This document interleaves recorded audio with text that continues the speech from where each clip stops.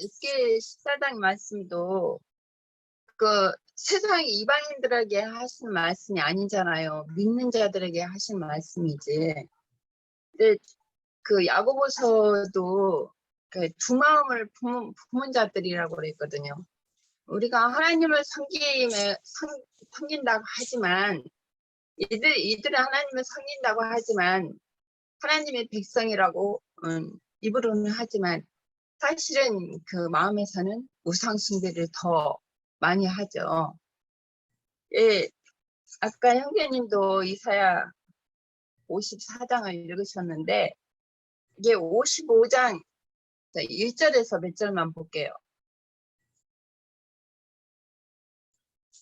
오라 너희 모든 목마른 자들아 물로 나오라 돈 없는 자도 오라 너희는 가서 사먹되 돈 없이 값 없이 와서 포도주와 젖을 사라.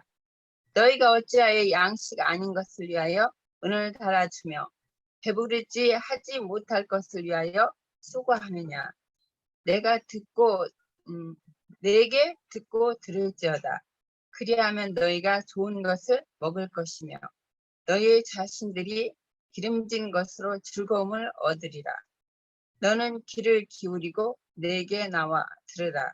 그리하면 너희 영혼이 살리라. 내가 너희를 위하여 영원한 언약을 맺으리니 곧 다윗에게 허락한 확실한 은혜니라. 예, 주님은 심판만 하시는 것이 아니라 심판을 통해서 돌이키라는 거잖아요. 이 돌이키는 자들은 주님이 이런 은혜를 주시고 끝내 돌이키지 않는 자들은 심판하신다는 말씀이죠. 이게 그 에스겔서도 보면은 에스겔서 18장에 한번 볼게요.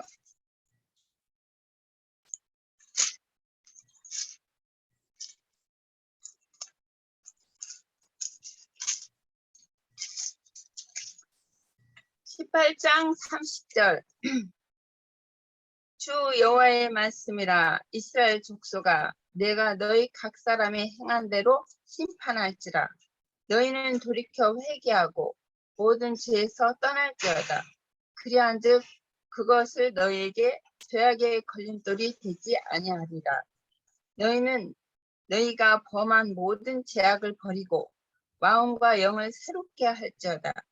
이스라엘 족속아 너희가 어찌하여 죽고자 하느냐. 주 여호와의 말씀이니라. 죽을 자가 죽을 것도 내가 기뻐하지 아니하고. 이게 주님이 여기서 말씀하시기를 주님은 이렇게 심판하시지만 또 죽는 자들이 있는데 그 죽을 자들을 주님은 기뻐하시지 않는다고 그랬어요. 여기서도 내가 기뻐하지 아니하노니 너희는 스스로 돌이키고 살지어다.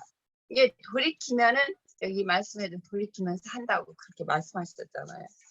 그러니까 이 죄에서 두 마음을 품은 자들에게 죄에서 이 심판을 통해서 돌이키면 주님이 은혜를 베푸시고 살리신다고 하셨는데 끝까지 돌이키지 않는 자들은 다 주님이 심판하시고 멸하신다 그 말씀이잖아요.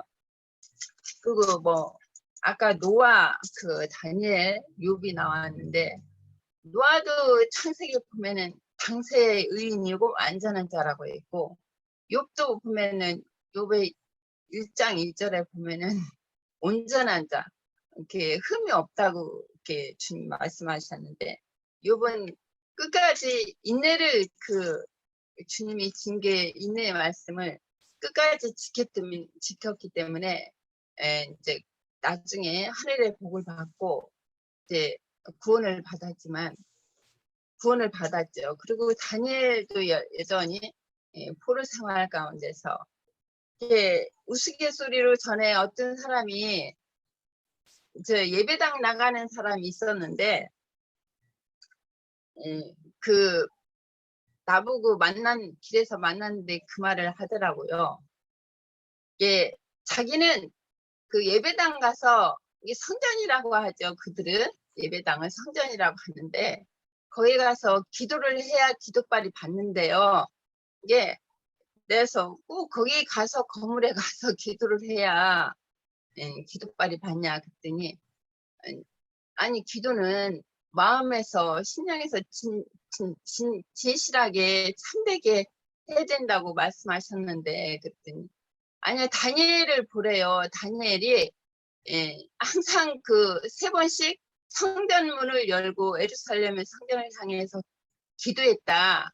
그러니까 자기도 교회에 가서 성전에서 그 기도를 해야 기도빨이 받는다. 그리고 하나님이 들어주실 것이다. 그렇게 말을 하더라고요. 그래서 내가 뭐 더 이상 그때는 얘기를 못 했는데 뭐 늦어서 빨리 가야 된다고 막 가서 기도해야 된다고 그래가지고 내가 속으로만 웃었어요. 근데 모든 사람들이 기독교인들이나 모든 사람들이 그래요. 우리가 성전이라고는 해요. 우리 마음이 성전이라고 우리가 성전이라고 하는데 여전히 그들은 또 예배당 그 건물이 또 성전이라고 하죠. 그러니까 이렇게 앞뒤가 이치가 안 맞는 것은 우리 자신이 성전이라고 하면서 여전히 또 교회 건물을 또 성전이라고 하거든요. 근데 여기 성경에서 주님의 영화 말씀에는 우리가 성전이면 우리 안에 주님을 모시고 있잖아요. 그러면 우리 마음이 정결하고 깨끗해야 되는데 항상 그 두 마음을 품었기 때문에 세상에 있는 것도 사랑하고 그 또 하나님을 또 여전히 사랑한다고 입으로는 그러죠. 그러나 주님은 거룩하시고 온전하고 깨끗한 분이시기 때문에 그 더러운 것을 함께 할 수가 없는 거죠. 이게 그 우상 숭배, 더러운 세상과 세상에 있는 것들을 이게 히브리서 말씀은 돈을 사랑하지 말라고 세상과 세상에 있는 것들을 사랑하는 것이 하나님의 원수임을 알지 못하느냐. 이게 주님이 히브리서에도 그렇게 말씀하셨듯이 우리가 육신을 입고 있기 때문에 그 두 마음을 전혀 안 품을 수가 없죠.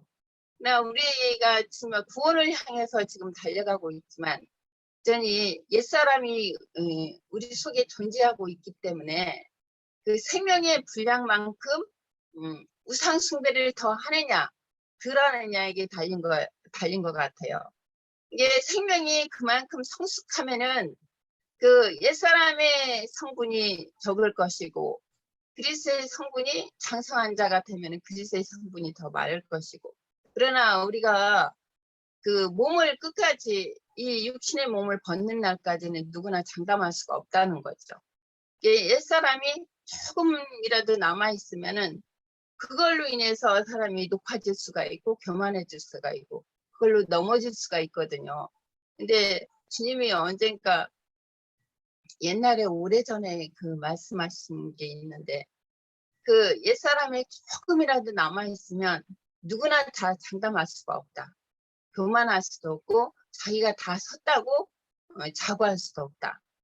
주님이 그런 말씀을 아주 오래전에 하셨거든요. 그래서 아 그렇구나. 사람이라는 것은 그 육신의 생각에 조금이라도 남아있으면은 절대로 장담할 수 없고 이 몸이 벗을 때까지는 아무도 자기가 다 이뤘다 그렇게 말할 수 없다는 거죠.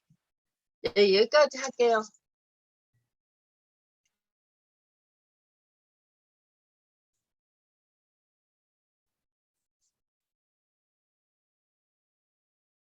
제가 음을 민가자매님 연결해서 하시죠.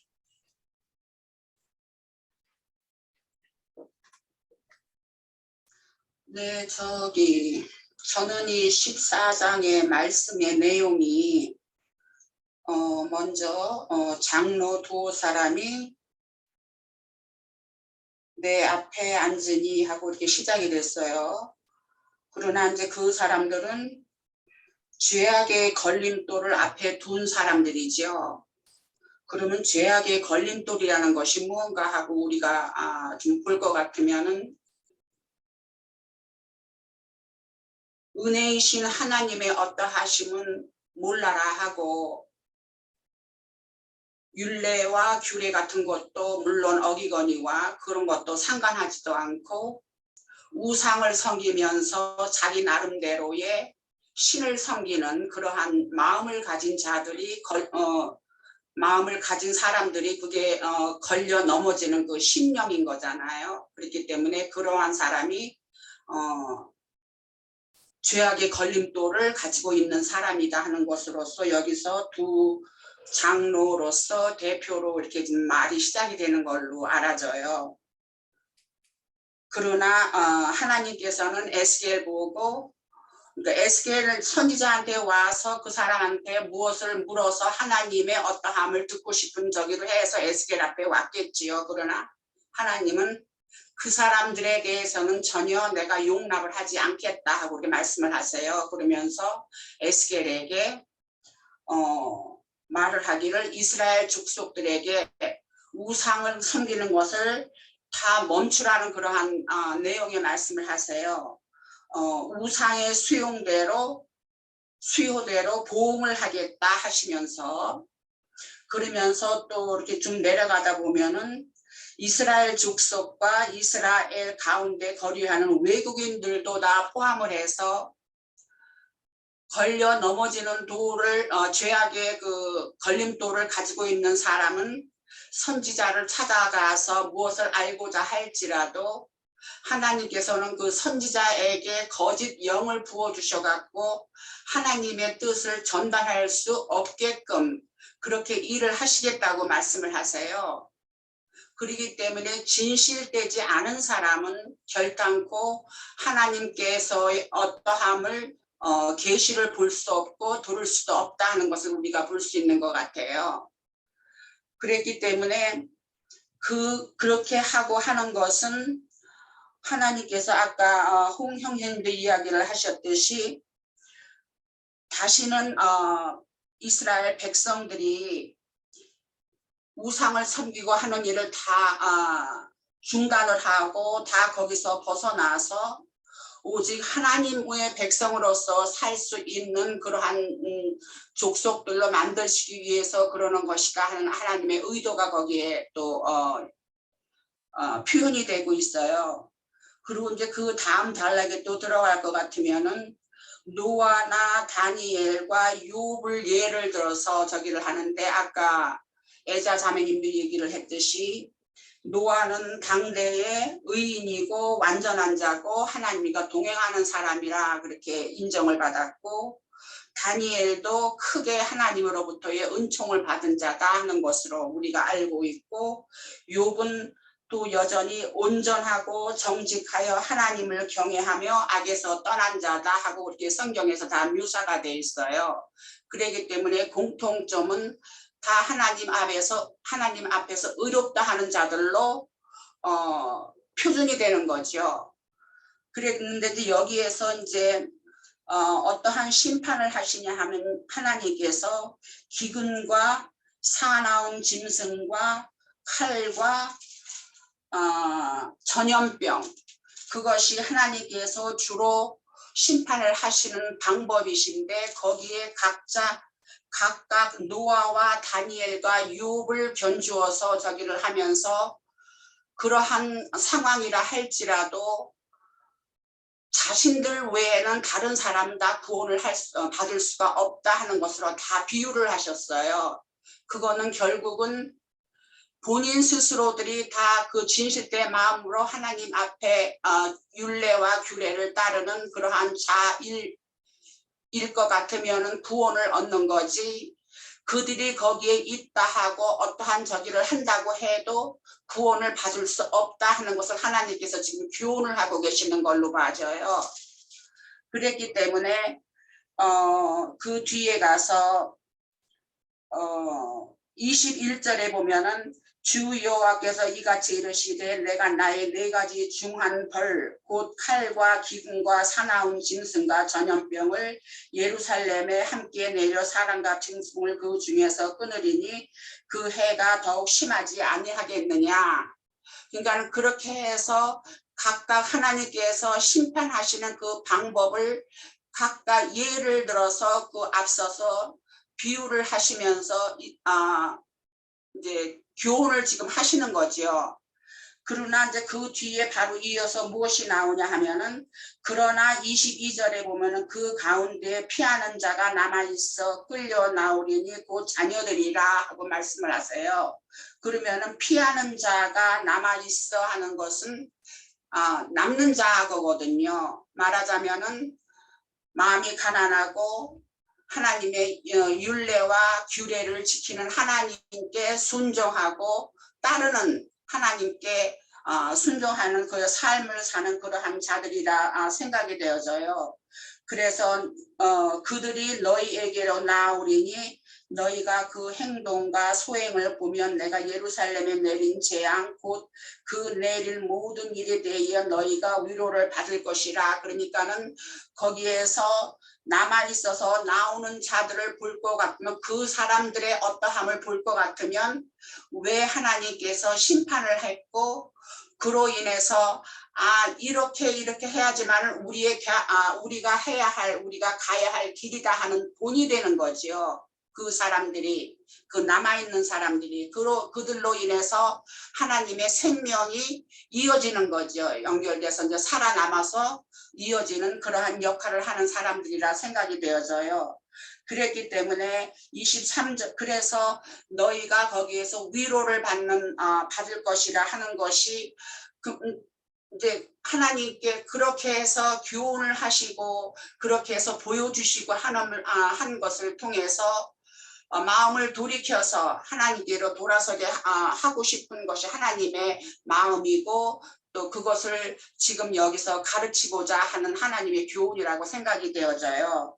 그래서 23절에서 너희가 그 행동과 소행을 볼 때 그들에 의해 위로를 받고 내가 예루살렘에서 한 모든 일이 이유 없이 한 것이 아닌 것이고 다 그러한 이유가 있었고 그러한 교훈을 너희한테 주고 그러기 위해서 너희들을 심판을 한 것이고 그러기 위해 너희들이 영원히 나의 백성이 되고 나의 율례와 규례를 지키는 그러한 백성이 되게 하기 위해서 그러한 심판도 했고 여태까지 쭉 해왔던 그런 하나님께서 하신 일을 지금 여기서 나타내는 그러한 말씀이다 하고 이렇게 봐집니다. 네, 여기까지 하겠습니다. 네. 제가 좀 남은 것들 좀 말씀을 드릴게요. 나머지 부분도. 우선 이제 선지자들이 선지자 앞에 장로 두 사람이 찾아왔는데 이들이 찾아온 이유가 자기들의 일, 자기를 위하여 내게 묻고자 이렇게 왔다라고 그래요. 그래서 우리가 이제 흔히 그 교회 중에 그 묻고 행하는 것에 대한 이런 것들에 대해서 우리가 참 말들을 많이 하는데 우리가 하나님의 이제 물을 것과 묻지 않아도 될 것들, 그러니까 대부분 하나님 찾아서 묻는 것들이 보통 보면 세속교회에 있을 때 이런 옆에서 이렇게 보면 뭐 자기 진로의 문제나 뭐 학업의 문제나 뭐 취업의 문제나 뭐 개인사의 문제를 가지고 와서 하나님이 이리 가야 돼요, 저리 가야 돼요, 막 이렇게 묻고 막 해요. 그럼 하나님 이리 가라 하면 그리 갈 건가 그 사람들이? 예? 그러니까 뭐 인간의 생각으로 볼 때 저리 가면은 안 될 것 같은데라고 생각할 때 하나님 거리 가 한다고 해서 그 사람들이 갈 건가 안 갈 건가는 그거는 이제 좀 차지하고. 그래서 제가 예전에 첫 교회에서 그 영성교육 하는 데에서 뭐 늘 묻고 행하라 이런 말을 막 습관적으로 해요. 그래서 뭐 시장 가면 콩나물을 살 건가 말 건가 막 뭐 뭘 살 건가 이런 것까지 물으라고 뭐 쌓고 그래. 그래서 그게 예전에는 뭐 그게 참 좋은 신앙인가 이렇게 했지만 하나님이 인간에게 이성적인 기능을 줬잖아요. 그리고 평소 자기가 하나님을 아는 어떤 지식에 이렇게 비추어서 그렇게 상황 판단을 충분히 할 수 있는 그런 것까지도 상황 판단 못 할 것 같으면 그런 사람들이 왜 신앙을 합니까? 그러니까 진짜 하나님 앞에 물어야 될 건 물어야 되는데, 예? 그러니까 우리가 하나님을 찾아서 뭔가 구하고 이렇게 뭐 답을 이렇게 응답받기를 원하는 것은 하나님 나라와 그 을을 이루는 일에 관련되는 일이라면 모르겠지만 개인사의 문제 이런 것들은 사실은 대부분의 사람이 묻는 사람이 이미 마음의 판단을 다 내리고 있어요. 대부분은. 그거에 대해서 이제 뭐 가가지고 뭔가 뭔가 학정을 좀 받았으면 하는 어떤 이런 마음으로 가는데, 근데 이제 선지자 여기 보면 이 사람들이 자기가 심판을 받았어요. 이미 심판 중에 있잖아요. 지금 포로로 왔다라면. 그러면 포로로 이렇게 심판받은 이유가 자기가 우상 숭배했기 때문에 그런데 여전히 마음에 지금 우상을 드리고 있다라는 거예요. 그러면 이 사람들이 선지자가 예전에 우상을 버려라 버려라 했고, 그러면 아니 그렇게 하지 않으면 너희 심판받을 거야 했는데 심판까지 받았어요. 그럼에도 불구하고 아직도 여전히 이제 우상을 드렸다라는 거예요. 이 사람들은 선지자의 말을 하나님이 주시는 말을 듣지 않았다라는 거 아니에요. 근데 이와 같은 똑같은 말이 에스겔서 30장에 가면 또 있어요. 한번 넘어가 봐요. 에스겔서 30장 30절에 이렇게 가면 이제 재밌는 비유를 이게 말씀을 하세요.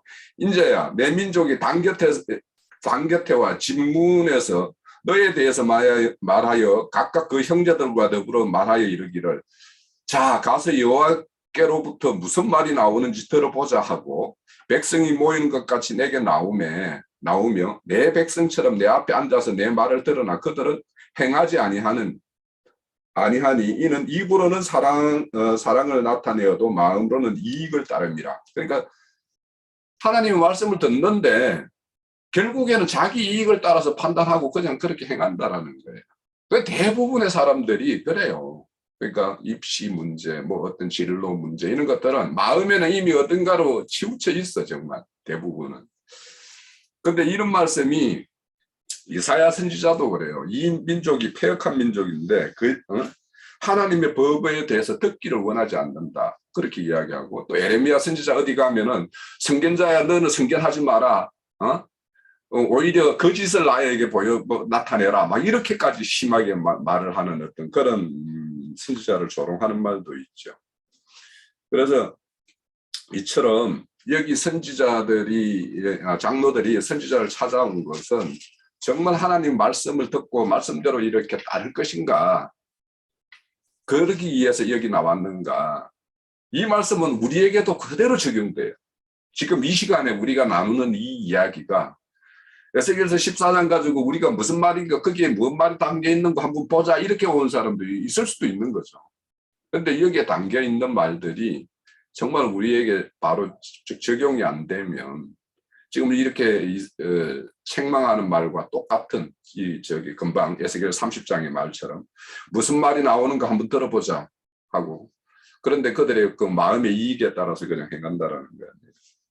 근데 거기 30장의 그 뒤에 보면, 바로 뒤절을 보면 그들 중에 선지자가 있었음을 그들이 선지자가 선지자가 경고하고 했던 말이 응할 때 그들이 그때서야 우리 가운데 선지자가 있었지라고 기억을 한다라는 거예요.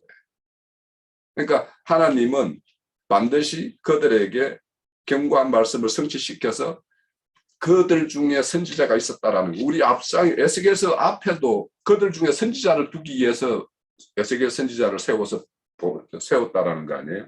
왜 그러냐?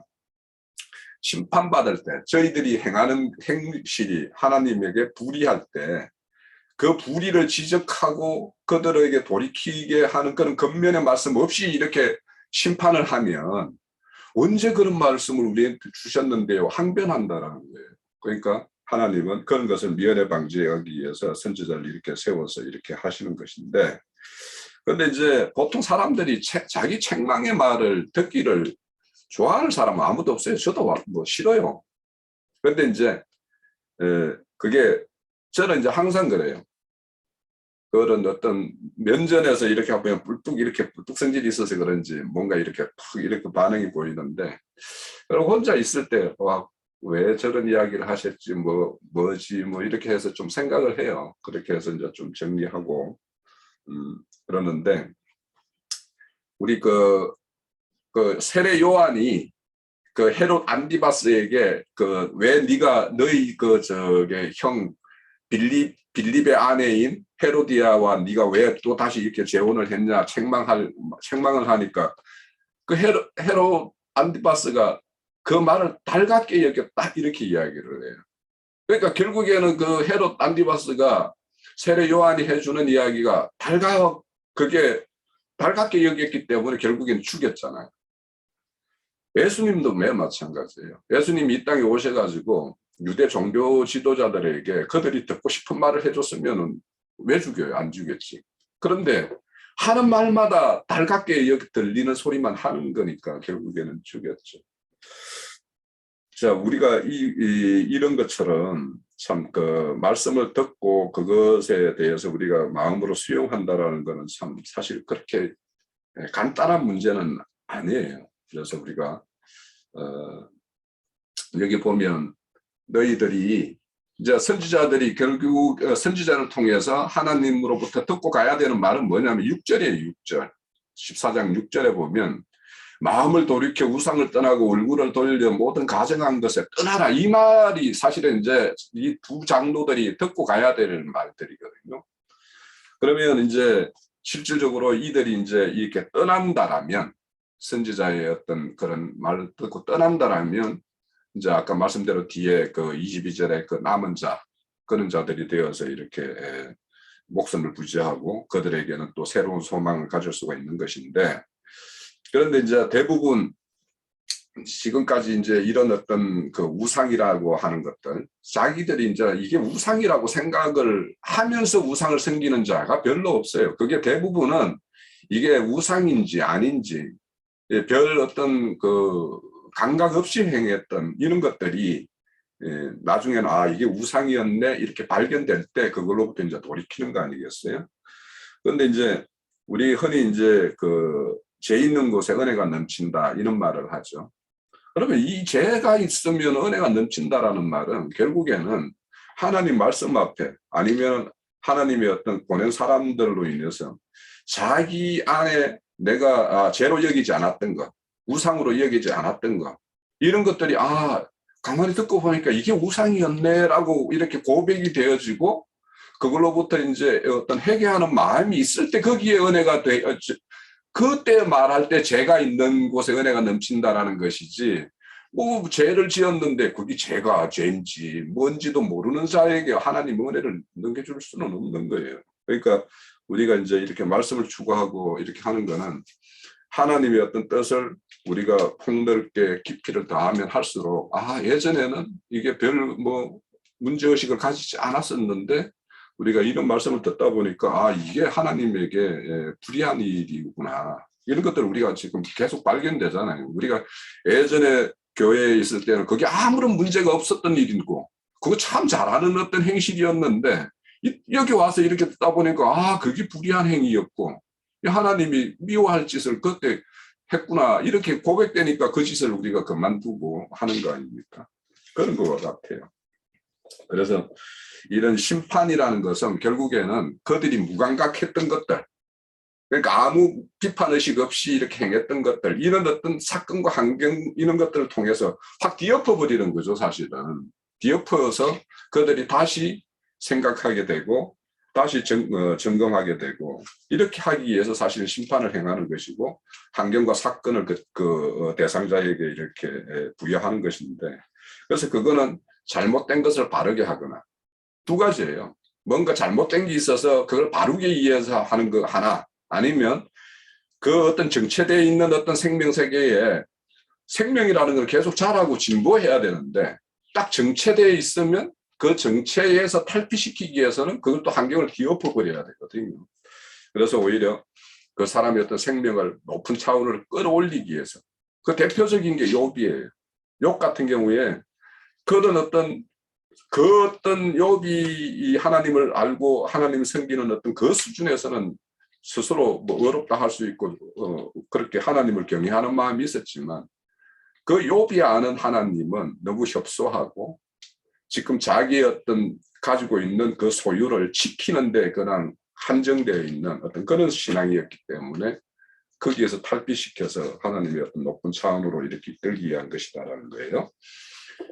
근데 이제 저는 이제 그 에레미야서에 보면 그 잡힌 자들, 지금 포로로 잡혀가 있잖아요. 이 자들이 이제 돌아올 때가 있는데 돌아오게 되면 그의 어떤 처소와 그의 어떤 소유를 넉넉하게 해줄 것이고 그의 어떤 피곤한 심정을 새롭게 온기를 돋아서 상쾌하게 만들어줄 것이고 또 연약한 심령에 만족을 이렇게 줄 것이다 라고 하면서 마지막에는 뭐냐 하면 단잠을 깨고 일어난 것 같은 그런 느낌. 그러니까 깨어보니 단잠을 잤더라. 뭐 이렇게 이야기해요. 그러니까 과거 바벨론 포로로 잡혀가고 그 하나님으로부터 버림받았다라는 생각으로 막 이렇게 잡혀 있었단 말이에요. 포로. 여기에 보면 그 22절에 그들의 소행과 그들의 행동과 소행을 보면서 위로를 받을 것이라고 이야기한 것은 뭐냐면 포로 잡힌 자들은 한편으로 이렇게 생각을 하는 거예요. 유다야, 예루살렘에 아직 남아있는 자들은 하나님으로부터 뭔가 이렇게 책망 들을 것이 없고 자신들은 이렇게 포로로 잡혀왔기 때문에 뭔가 책망할 것이 많이 있어서 그런 것 같다. 아니면 하나님으로부터 버림받았다. 뭐 이런 생각을 이렇게 하고 있었는데 그런데 이제 그렇게 했는데 그들까지도 이제 심판의 선지자의 심판의 경고를 듣고 또 앞에 보면은 흩어진 자들에게 이렇게 소망 두는 말씀도 있었잖아요. 그런 것들처럼 그렇게 하나님의 어떤 그런 행사를 바라보면서 그렇게 회복된 자들, 포로로 잡혀갔다 회복된 자들이 이 과거의 포로 시절이나 하나님의 어떤 심판의 모든 가정들을 돌이켜보면 그들에게는 그 가정들이 어떤 걸로 다가왔을까? 참 저는 이제 은혜라는 말, 우리가 흔히 이제 은혜라는 말을 많이 하는데 그렇게 포로 잡혀갔다가 다시 회복되어서 그렇게 새롭게 세워진 그런 자들이 말하는 은혜와 그냥 우리가 그런 거 없이 평탄한 어떤 인생살이를 하다가 그 사람들이 이렇게 말하는 은혜가 같을까? 같지 않을 수 있다. 그래서 그런 사람들이 지난날의 어떤 그런 하나님의 어떤 징계를 받았을 때 그런 일들이 진짜 단꿈처럼 거기 없었으면은 오늘의 내가 이렇게 있을 수 있겠었는가 이런 어떤 그런 고백을 하는 어떤 그런 것이 될 때 진짜 하나님의 어떤 진정한 은혜를 맛보는 사람이 아닐까 이런 생각을 하고요. 그런데 이제 이런 곳에서 이제 떠나라고 했는데 떠나지 않았을 때 안 하는 자에게는 그냥 하나님이 늘 내버려 두시죠. 지금도 뭐냐면 예루살렘 성전에 있는 자들에게 선지자들을 그 당시에 거기에는 에레미야 선지자가 주로 활동해서 그들에게 하나님의 경고의 말씀을 이렇게 전해주고 권면의 말씀도 전해줬는데 그런데 그들이 여전히 떠나지 않음으로 인해서 3차 이렇게 포로로 잡혀오는 사건이 있게 되는데 근데 항상 그 심판을 할 때 보면 하나님의 어떤 떠남이 있죠. 우리 창세기 6장에 보면 그 네피림들이 육체가 됨으로 인해 가지고 하나님이 떠나면서 노아의 홍수 심판이 있듯이 지금 여기도 우리가 8장에서부터 11장까지 예루살렘의 하나님의 영광이 떠나는 어떤 장면을 받고 이제 그들에게 어떤 심판의 내용들이 이제 더 구체적으로 이렇게 우리가 말씀을 살펴보는데 그런데 이제 그렇게 여전히 그런 말씀을 듣고 돌이키지 않는 자들은 그대로 내버려 둔다라는 게 우리 로마서 1장에 보면 불의로 진리를 막는 자, 또 하나님을 알되 하나님을 영화롭게도 하지 않고 감사치도 않는 자, 또 그 허망한 생각과 미련한 마음으로 어리숙한 자가 된 자, 그들의 마음을 그 정욕대로, 그들의 욕심대로, 또 하나님을 두기를 싫어하는 그 상실한 마음 그대로 그냥 내버려 둔다라는 거예요. 그렇게 함으로 인해서 그들은 결국에는 하나님이 그러니까 선지자를 통해서 수없이 경고를 했지만 그것을 돌이키지 않았을 땐 그대로 둔다라는 것인데 그 최종적으로 계시록 22장에도 가면 불의를 행하는 자는 불의를 행하도록 내버려 두고 또 더러운 자는 더러운 짓을 하도록 그냥 내버려 두고 그리고 어려운 자는 또 어려운 대로 또 거룩한 자는 거룩한 대로 그대로 내버려 둔다라는 거예요. 그러니까 하나님도 이런 어떤 선지자를 통해서 뭔가 말씀을 주실 때가 있고 이제는 얼굴을 감추고 돌릴 때가 있다라는 거예요.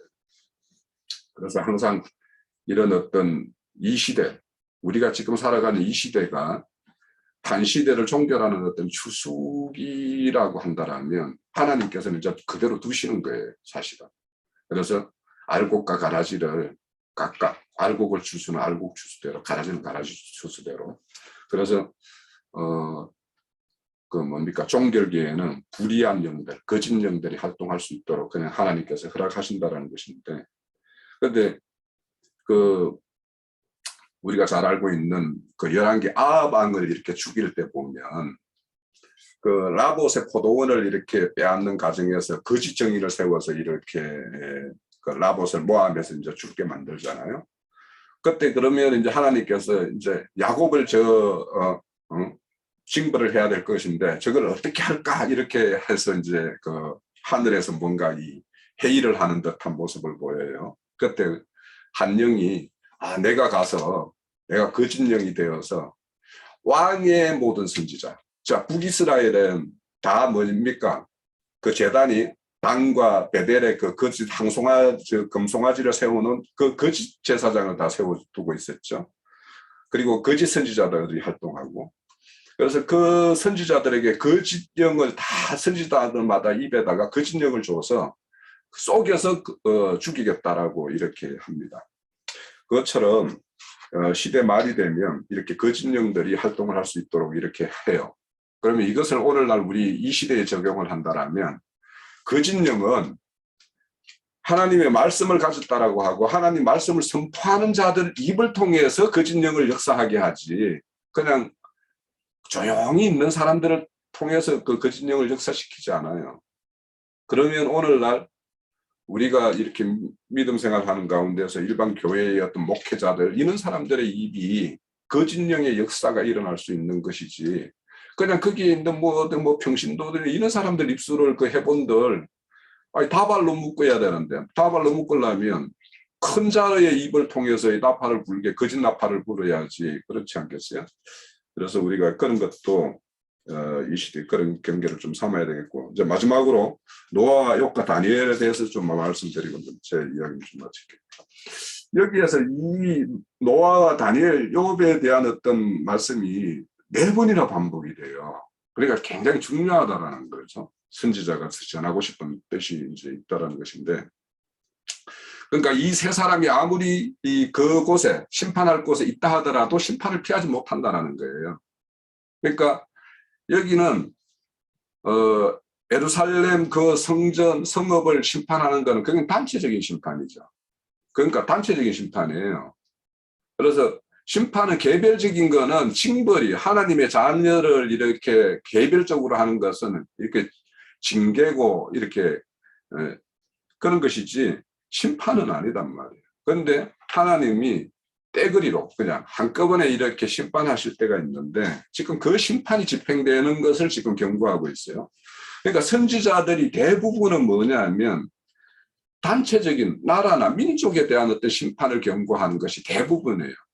물론 다윗에게는 그 누구죠? 나단 선지자나 갓 선지자를 통해서 개별적으로 이렇게 하나님의 뜻을 전하기는 해요. 그런데 다윗 같은 경우에는 그게 개별이 아니에요. 실제는 한 나라의 왕이기 때문에 왕이 심판받으면 거기에 속한 자들은 다 심판이기 때문에 그래서 선지자들의 어떤 대부분의 경고는 나라와 민족 단체적인 어떤 심판, 단체적인 어떤 그런 권면 이런 것들을 이제 주로 하는 것이기 때문에 우리가 이 세 사람이 그곳에 있다 하더라도 그러니까 단체적인 심판을 피할 수가 없는데 그 단체적인 심판에서 유일하게 피하는 것은 개별적으로 거기에서 도망하는 것밖에 없다라는 거예요. 그래서 우리가 유대에 가정한 것이 있었을 때 그것을 보거든 유대에 있는 자들은 산으로 도망가라 이야기하죠. 그런 것처럼 거기 도망가는 거는 개별적인 거예요. 소돔과 고모라의 어떤 심판도 롯이 그 하나님의 어떤 말씀 그들의 어떤 손길에 이끌려서 개별적으로 나온 것이 그게 단체적으로 나온 게 아니란 말이에요. 그런데 그 같은 롯에 속한 자들이지만 롯의 사이들은 천사의 말을 농담으로 여겨서 거기에 남았다가 징벌을 받는 거 아닙니까? 그렇지만 두 딸은 이제 나왔어요. 그런 것처럼 그 두 딸의 구원이라는 것이 두 딸도 롯의 어떤 권면 이런 것들을 받고 그 말에 따라서 이렇게 나왔기 때문에 구원받는 것이지 롯에 의해서 그게 구원받는 건 아니단 말이에요. 그래서 이제 이거를 우리가 이제 이 시대도 우리가 장자총회교회라고 하는 한 이렇게 무리를 이루어서 교회를 이루고 있는데 우리 역시 맨 마찬가지예요. 우리가 여기에 인도하시는 분의 어떤 인도 때문에 우리가 바른 길이 어떤 길이고 그 방향을 우리가 제시받고 그 길로 우리가 이렇게 그 길로 행할 것을 이렇게 우리가 이제 요구받는 것 뿐이지, 그 요구에 따라서 우리가 그 길을 가느냐 안 가느냐 문제는 다 개인의 문제예요. 그러니까 한편으로는 이런 구원이라는 것은 단체적인 심판 가운데 개인적인 구원, 이런 것을 이야기하는 것이고, 우리가 이제 교회 중에 단체적인 그 구원이라는 것은 엄부에서 한꺼번에 그리스도의 심판대가 열렸을 때 거기에서 첫째 부활로 뭐 참여할 것인가, 아니면 천년이 찬 이후에 다시 이렇게 부끄러운 어떤 심판으로 이렇게 받고 이렇게 구원을 이룰 것인가, 이런 문제를 이제 단체 구원이라고 하는 것이지. 그러니까 굉장히 중요한 거예요. 이게 우리가 장자총회교회에 있다고 해서 모두가 우리가 다 장자총회교회가 하나님으로 받을 어떤 그 기업을 다 받는 것이냐, 그렇지 않을 수 있다는 거죠. 그래서 우리가 누군가에 속한다라는 문제. 그래서 아까 우리가 요한일서 5장에 보면 우리가 아는 것은 그리스도 예수에게 속하는 문제인데, 그러니까 사탄에 속할 거냐 예수 그리스도에 속할 거냐, 이 문제가 가장 이제 근본적이지만 그 안에서 구원을 각자 이루는 정도는 다 개인의 문제예요.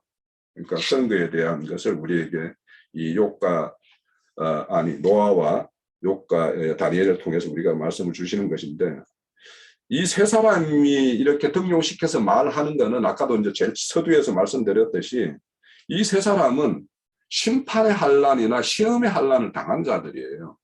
그런데 심판의 환난 가운데에서 그 사람들이 거기에서 떨어지지 않고 끝까지 붙어 있었던 자들이에요. 그래서 내일 우리가 이제 뒤에 그 다음 주에 15장에서 이제 포도나무에 대해서 열매에 대한 이야기를 나눌 때, 그러니까 가지가 원둥치에 그냥 붙어 있고 그의 어떤 빨아들이는 수액을 공급받으면 열매가 열리는 것은 너무도 당연한 거예요. 그러니까 끝까지 붙어 있는 것이 중요하기 때문에 지금 포로지의 두 장로에게 선지자를 통해서 하나님이 전하고 싶은 것은, 너희들은 분명히 지금 환난 가운데 있다, 심판 가운데 있고 재앙 가운데 있지만 끝까지 견뎌서 구원을 이룬 자들, 그게 욥이고 노아고 다니엘이다. 이 세 사람은 또 한편으로는 다 조롱받은 자들이에요. 노아 같은 경우는 배를 산중에서 만들고 있는 자예요. 배는 당연히 바닷가에서 만들어야 되는데 산중에서 홍수 심판이 났을 때를 대비해서 산중에서 만들고 있었어요. 그러면은 일반 사람들 생각했을 때 산중에서 뭔가 배를 만들고 있다 하면 그건 미친 사람이잖아요. 그것도 100년씩이나 계속 만들고 한다. 그렇게 그 시대 때 노아도 세상 사람으로부터 조롱을 받았지만 최종적으로는 그것이 하나님의 어떤 말씀이 응답되어서 그 노아의 어떤 공의가 증거가 되었고, 욥도 결국에는 보면 욥과 뭐 욥이나 욥의 친구들이 뭐 도찐개찐이지만, 그렇지만 그래도 그 욥이 그 친구들로부터 엄청 조롱을 받는 것과 매우 마찬가지잖아요. 그렇지만 거기에서 그런 조롱 가운데서도 하나님을 떠나지 않은 그런 그 욥의 어떤 모습. 다니엘도 매우 마찬가지죠. 젊은 날 포로시에 가가지고 그 적국의 어떤 총리까지 한다. 그러면 이 매국노잖아요. 역사적으로 보면은 적국에 그거 가가지고 지가 거의 최고 고위직의 어떤 그런 위치에 올라가지고 이렇게 행세를 한다라면 뭐 매국노고 뭐 이럴 거 아닙니까? 그렇지만 그것을 이제 이겨냈다.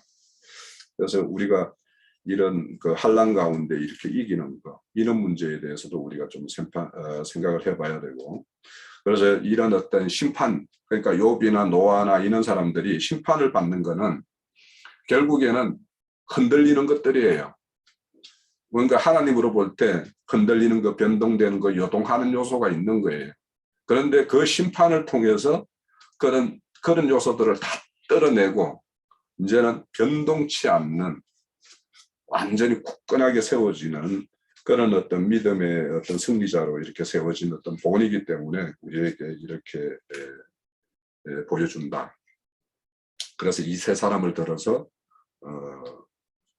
하나님의 어떤 뜻을 전하고 있다, 이런 생각이 들고, 자, 그래서 11장에 우리 오늘 그 말씀이 이제 가장 중요합니다. 다시 미혹되지 않는 것, 그리고 모든 죄로부터 스스로 더럽히지 않는 것, 이런 것이 되어야지 하나님의 어떤 거룩한 백성으로 하나님의 또 나아가서는 자녀로서 이런 어떤 건세를 받을 수 있다라는 것. 그래서 지금까지의 어떤 그 이스라엘이 혈통적, 뭐 종교 행석적 이런 걸로 자신들이 하나님의 어떤 자녀다라고 이렇게 자부했던 것로부터 탈피되어서 그런 것들이 온갖 장식구죠, 장식. 그러니까 오늘날 세속교회에 이렇게 나가는 사람들 중에서 종교행위, 신앙행위를 하나의 장식품으로 이렇게 꾸리고 있는 사람이 많아요.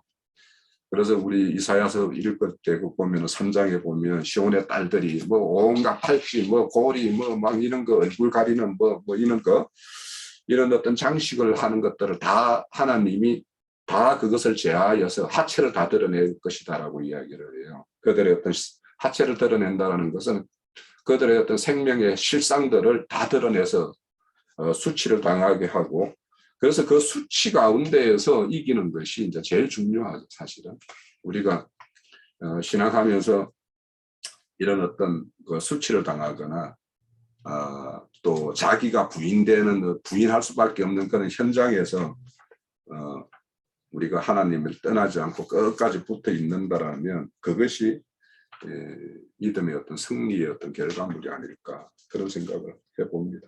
그래서 그런 새로운 그런 하나님에 대한 어떤 소망을 가진다라면 그 사람은 끝까지 나갈 것이다. 중간에 낙태되지 않고 이런 생각을 합니다.